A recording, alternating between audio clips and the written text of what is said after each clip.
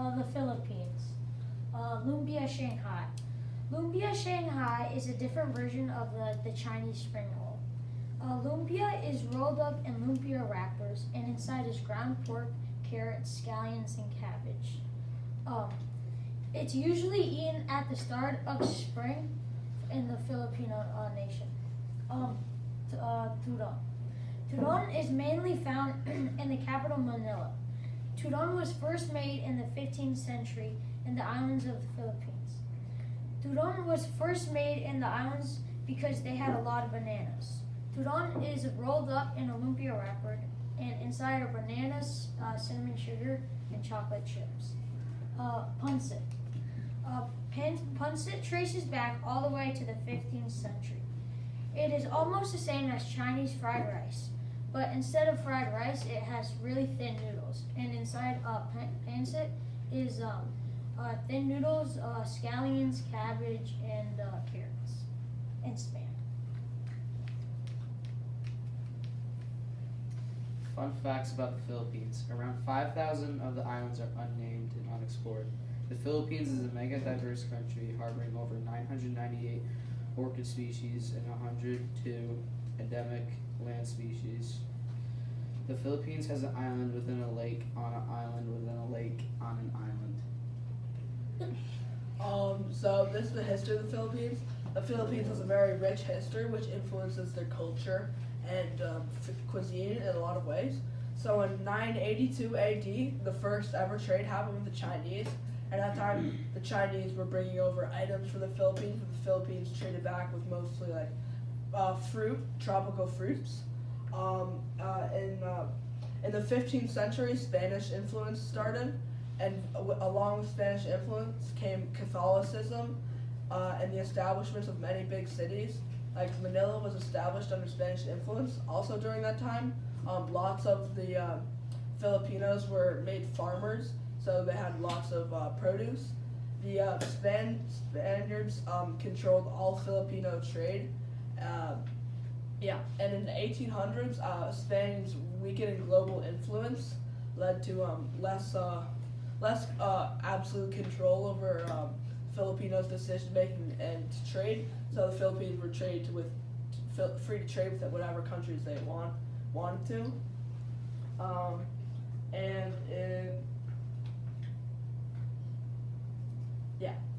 More stuff. So in the later 1800s, there was a revolutionary movement, and because lots of the Spain had just established free education, so now there were lots of young, well-educated Filipino nationalists who wanted independence from Spain. So in 1996, tensions were beginning to boil over, and then Spain found out about their revolutionary plans. So there were a bunch of little battles in the hills, and then Spain won most of them, and the revolutionary leaders were forced to leave and go to Hong Kong.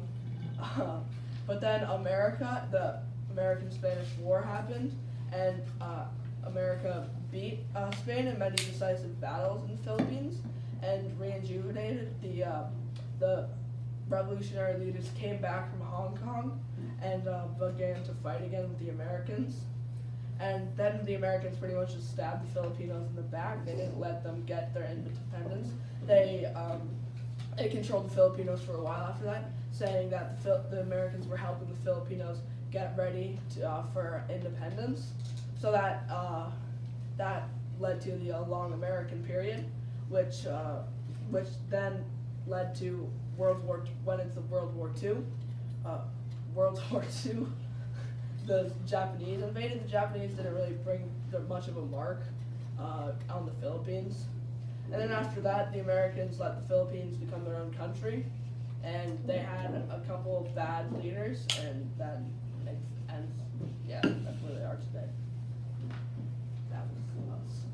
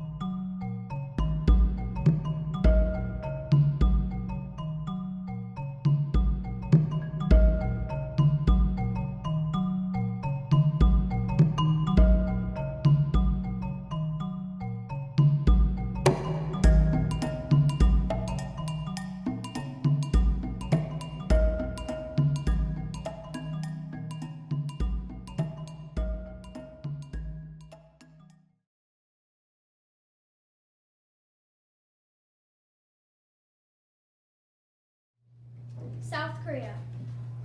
This is a political map of South Korea, and there's the capital, Seoul.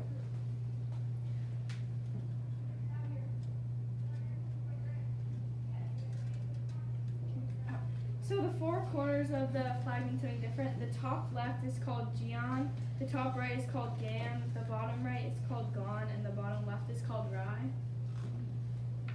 Major dates are 1945, 1948, 1950, and 1951. Some of the fun facts were the 2018 Winter Olympics, and then the world's first naval cannon, and the Neolithic age began around 8000 BC. South Korea is located next to the Pacific Ocean, and it's a little bit larger than the state of Kentucky.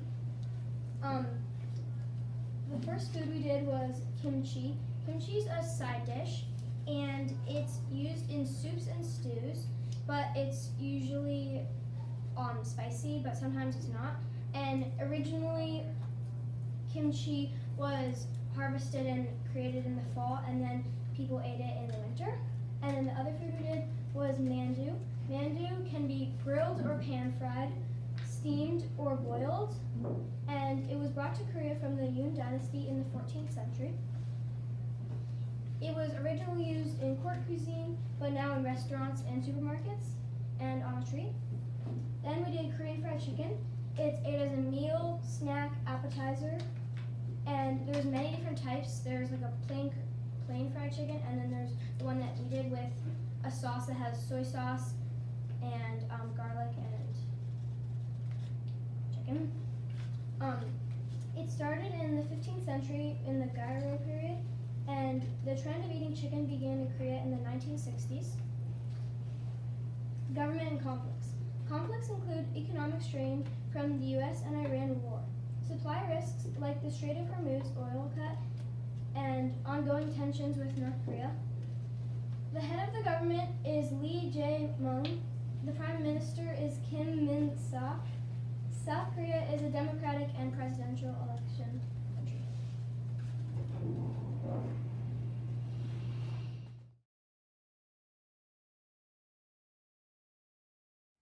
I'm Lillian. I'm Carrington. And I'm Hallie, and we're making Korean steamed dumplings called mandu. Ingredients: mandu skins, ground pork, garlic, ginger, toasted sesame oil, soy sauce, tofu, demi-goigan, which are sweet potato starch noodles, mung bean sprouts, zucchini, salt, chives, and ground black pepper. I'm finely chopping the zucchini. First, I'm grating the garlic. Now we're cooking the pork over medium heat. Now I'm adding the minced ginger, minced garlic, soy sauce, ground black pepper, and salt to our pork. Now we're cooking over medium heat the zucchini, onions, and chives.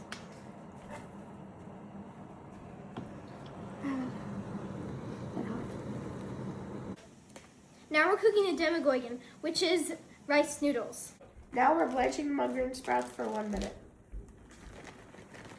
We strained the demi-goigan, and now we're going to cut it finely. We put all of our ingredients into a bowl, and now we're going to mix it. Now we're putting the dumpling filling in the wrappers.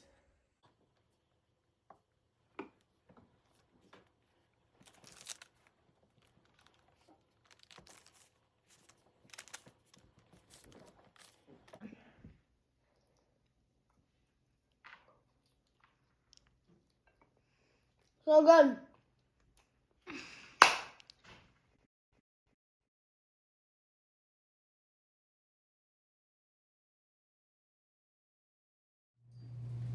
China. Some basic facts on China are the capital of China is Beijing. The population is 1.4 billion, and the current and the language is Mandarin. The history of China. It's one of the oldest civilizations, starting about 5,000 years ago. It had 16 dynasties. Ixia was the first in 2100 BCE to Qing in 1912. For 37 years, it was called the Republic of China, but now in 1949, it's called People's Republic of China.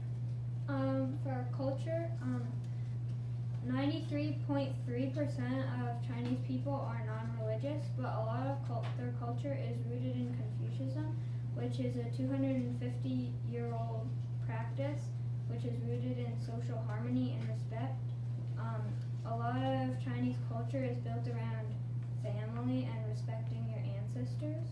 This is reflected in the street food, based on the simplicity and strong historical links of most of the dishes.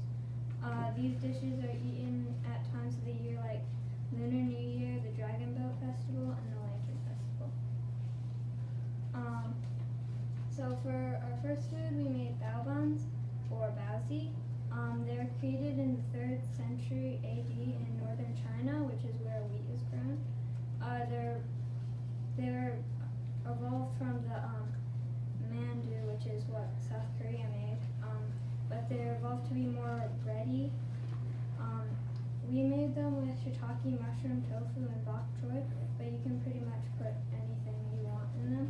They represent wealth and prosperity and are often eaten during Lunar New Year. Mango sago is, or also known as Yangtze Ganlu, which means willow branch sweet dew, is a popular Asian dessert with mangoes, small tapioca pearls, evaporated milk, and coconut milk. It was created in Hong Kong by Chef Wing Chi Wong at the famous Lee Garden restaurant, and he made it as a way to cool off in the hot Asian summertime. Our next dish was gupta, also known as crispy rice cubes. It was made in an accidental cooking incident, but then it became a famous snack all over China, and now it is a modern-day appetizer with lots of toppings you can add on it.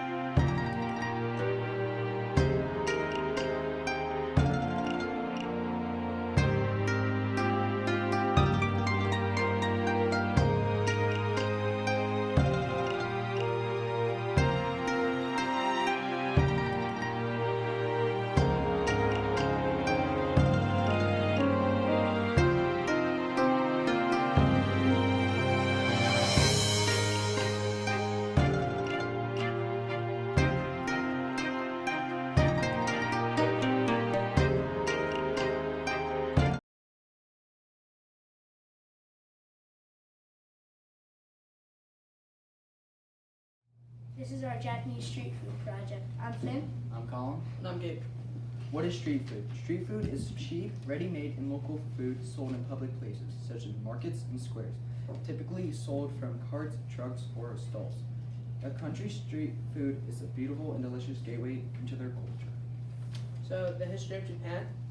During the Jomon period, which was 14,500 BCE to 300 BCE, they were nomadic hunter-gatherers, and then during the Yayoi period, they transitioned into a more agriculturally based society, just staying in one place and really developing cities and towns and villages. And during the Asoka period, a rise in Buddhism throughout Japan, and this really influenced their food through like the meat ban, and it just influenced their food a lot. And then during the Kamakura period, it transitioned to a militaristic, feudalistic government led by the Shungates, and this also led to the rise of the samurai. And then finally in 1864, the final shogun fell, and Japan rapidly industrialized to become the huge power that it is now. And then just facts about Japan. Their currency is called yen. They have 122.5 million people, and their growth rate is actually negative 0.44%. This is due to their low fertility rate of just 1.2, which is well below the 2.1 replacement rate. And they have the 4th highest GDP in the world, behind China, the US, and Germany. And it has the highest life expectancy rate at 85. Alright, so yakitori chicken. Yakitori chicken is a Japanese grilled chicken with a sweet tar sauce. Yakitori chicken is an extremely popular Japanese street food and an everyday meal. Yakitori chicken is commonly found in Japanese pubs called izakayas. Yakitori chicken originated in the Nara period, which was from 710 to 794. It started with the ancient Japanese cooks creating new cooking methods, and yakitori chicken was one of them. Starting in the 17th century, people began grilling yakitori chicken skewers on the street. Starting in the 17th century, people began grilling yakitori chicken, and it became its very first jump in popularity. Over time, yakitori's cooking methods have changed many times, and for instance, during the Edo period, people started adding salt, and this added volume to the sweet and savory flavor of yakitori chicken. After World War II, yakitori chicken was a packed food for soldiers because it was easy to make and lasted for a long period of time. The soldiers enjoyed it, and when they returned, the dish rose quickly in popularity. Over time, cooks have learned to use every single little part of the chicken. For example, the gizzard, skin, cartilage, and the offal. These lower quality cuts of the chicken were perfect for the skewers glazed in sweet sauce. Over time, people have added a lot of different ingredients to the recipes for yakitori chicken to try to make it better than it already is and improve it. Birds were considered a medicine to the Japanese from the 6th century to the mid-19th century, while four-legged animals like pigs or cows were almost completely banned from eating. Japanese chefs won't hesitate to use every single part of the chicken body, Tanghulu. Tanghulu is a crunchy, sugar-coated fruit dessert. It originated in China and spread to Japan through immigration and mostly through social media, which it was where it gained most of its popularity. This was because of its unique flavor and look. Tanghulu has become a perfect example of a viral Japanese street food. It originated from the Song Dynasty, 1960 to 1279. During the Ming and Yuan dynasties, many people migrated to other nations, including Japan, and many recipes and foods were spread throughout the area, including Tanghulu. People were bound to migrate and take the recipe with them, and in this way, Tanghulu became a staple food of Japan's streets. Tanghulu means sugar grounds. Tanghulu is traditionally made with hawthorn berries, and people use modern fruit instead of the traditional hawthorn berries, and people now have forgotten its true medicinal purpose, and it's like instead of its for its nutritional value, people now they see it as a food trap, but it really is a big piece of Japanese culture. Onigiri. Onigiri is a traditional Japanese dish that includes white rice, nori seaweed, with a great variety of fillings and dipping sauces. They're quick and easy to make, and they are very popular with street food across Japan. Onigiri dates back to the Yayoi period, which was 300 BCE to 200 CE, when the making of rice became a solid source of energy. During the 1970s, onigiri started to grow in popularity. This was because due to the creation of improved packaging and allowed onigiri to become a solid, sold and convenience store. During World War II, this meal was a sign of recovery from bloodshed and wreckage. Onigiri in Japanese means to firmly grip or hold tightly. This is likely due to how it's made by firmly grasping the rice. The amount of onigiri sold at 7-Eleven reached 2.1 billion, with a 7.75 million sold per day in Japan. Onigiri was developed by the samurai, first starting as a ball of rice and then developing into a triangular shape with rice meat and rice meat. In 2023, onigiri was nominated for the best dish or appetizer of the year. Because of onigiri's similar looks to a bird egg, it was also called the bird's child in ancient Japan. Onigiri has been influenced by a lot of other cultures, mainly due to it being a fast food throughout the world and sold in convenience stores. So it's just, as it's become a staple of fast food, it's been influenced by Western tastes, and the flavor palette has really been shifted to like suit and tailored to the Western world. And so over time, it shifted from a rustic handmade food made for soldiers and travelers to a machine-made uniform rice ball. This is our Japanese street food project. Ben and I are doing yakitori chicken. And I'm doing the tenkulu and the onigiri.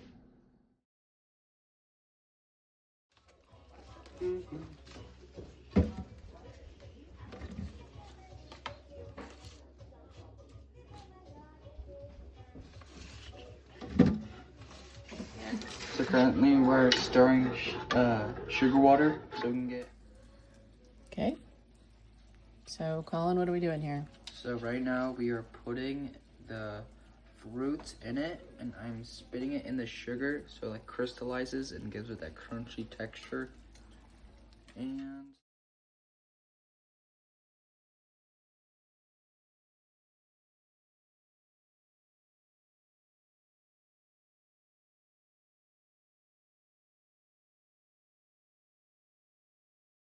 And that's the Alright. Yeah, okay. Toasted sesame oil next. ready? Time to make the onigiri. Right now we're making it into a triangle to make it look like that signature onigiri look.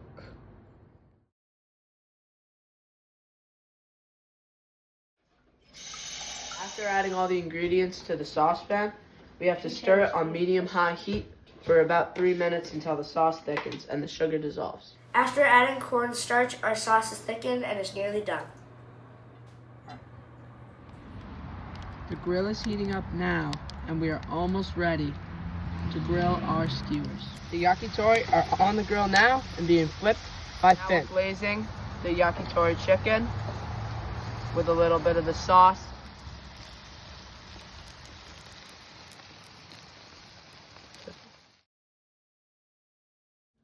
This is the final product. The last step would be the garnish, but we'll do that tomorrow.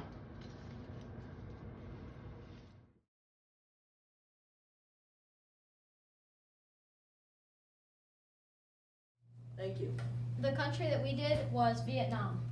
Some quick stats about Vietnam. The population is 102 million. The size of it is 127,000 square miles. The capital is Hanoi. The largest city is Ho Chi Minh City. The official language is Vietnamese, although there are many other minority languages. And the currency is dong, which there's 25,000 dong in $1 US. Some history.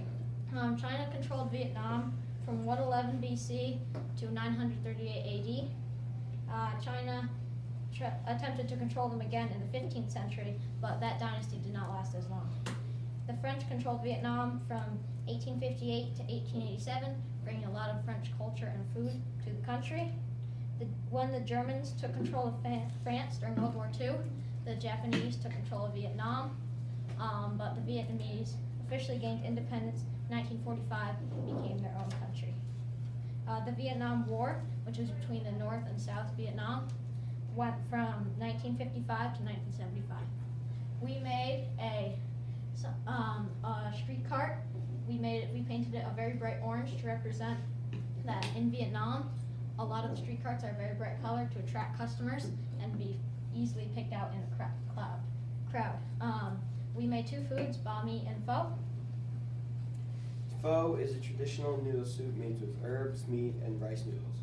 It originated in northern Vietnam during the 20th century. It was invented when the French occupied Vietnam, and it combines chicken stock, rice noodles, and vegetables. The noodles were Vietnamese, and the chicken stock mixed with the beef was French because in 1858, when the French occupied Vietnam, they brought a lot of beef and meat. And then there's Chinese spices too. Banh mi is a popular Vietnamese sandwich that includes French baguettes from French influence and Southeast Asian flavors. Those flavors include a mild spiced pork and fermented vegetables. Banh mi, you can make banh mi any way you want to because there are many variants off of it in Vietnam and many ways to make it in the world.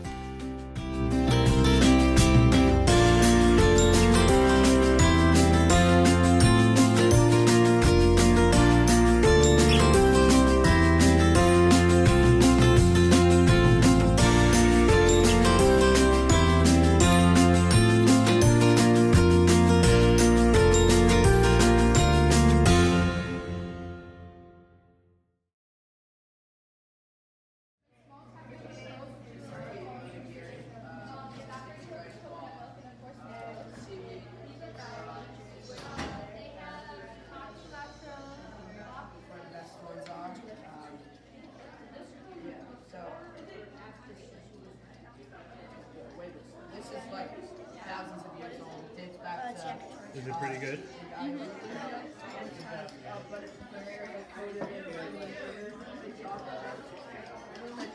Which is inspired by Chinese fried rice, but instead of we use rice noodles instead of actually rice noodles.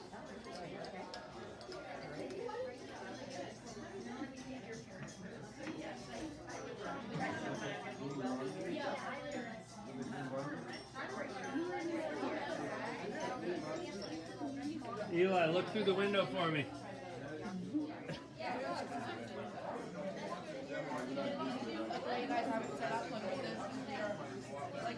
I love it. It smells really good. This is amazing. I love banh mi's, yeah, but this is good. I've never tried it. Pretty good. You want a banh mi? Sure. So I had the fun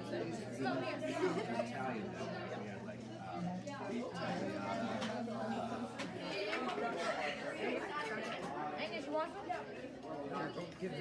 Yes, they can have some. You guys sold out. Bless me. We literally have no food. Sold out. None left.